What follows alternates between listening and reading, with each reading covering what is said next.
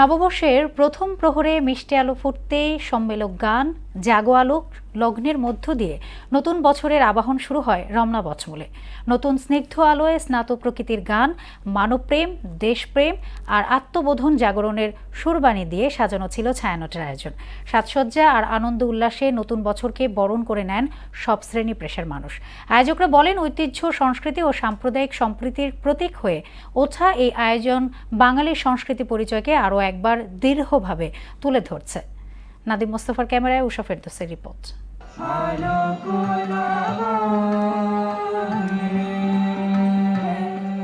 ভোরের আলো ফুটেছে প্রকৃতির নিয়মেই, তবে তারও আগে বাঙালি জেগে ওঠে লাল সাদা বসনে। সুরেল আয়োজনে সমবেত হয় রমনা বটমূলে।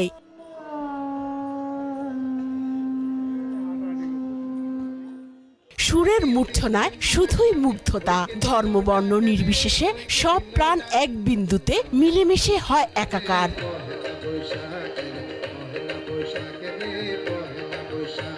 বরাবরের মতোই মূল মঞ্চে বসেন ছায়ানটের শিল্পীরা। প্রায় 200 শিল্পীর অংশগ্রহণে এই আয়োজনে 22টি গান পরিবেশিত হয়।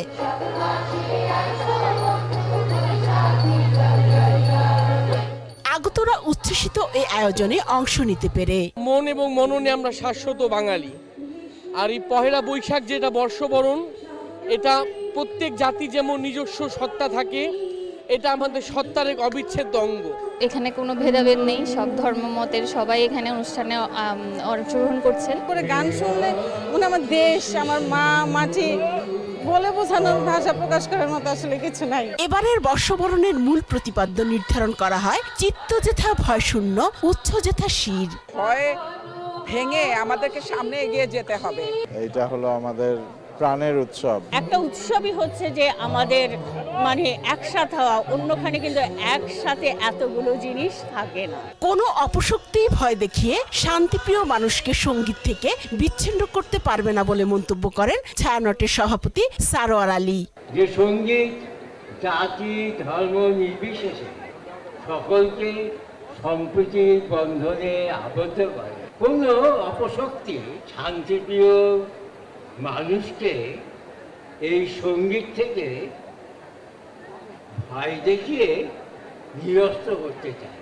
1967 সাল থেকে ছায়ানট রমনার বটমূলে এই আয়োজন করে আসছে। সময়ের সঙ্গে যা দেশের সর্বজনীন উৎসবে পরিণত হয়েছে। ধর্ম বর্ণ নির্বিশেষে এক বিন্দুতে মিলিত হয়েছে সব প্রাণের স্পন্দন। আর এই মিলন মেলার বন্ধন অটুট থাকবে 700 বছর, এমন প্রত্যাশা সবার। রমনা বটমূল থেকে উষা ফেরদৌস, মোহনা সংবাদ, ঢাকা।